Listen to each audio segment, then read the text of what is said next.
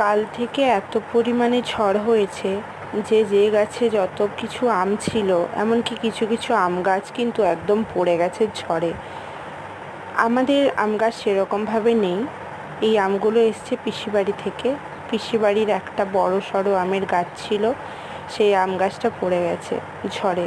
খুবই খারাপ লাগলো শুনে যে আম গাছটা পড়ে গেছে, কারণ প্রতি বছরে ফল দেয় গাছটা, প্রচণ্ড পরিমাণে আম ধরে, আর আমের সাইজগুলোও ভালো। দেখো, তোমরা দেখতে পাচ্ছ, এই যে মা হাতে করে ছুলছে আমটা, দেখো একটা আম পুরো একটা হাতে ভালো করে ধরা যাচ্ছে, এরকম বড় সাইজের আম। তো কী করা যাবে, সব গাছটার থেকে যখন আমগুলো পড়ে আছে পচবে কি, সেই জন্য সবাইকে দিয়ে বেড়াচ্ছে পিসি। আমাদেরকেও বাসে তুলে দিয়েছিল, আমরা বাস থেকে নিয়ে এসেছি।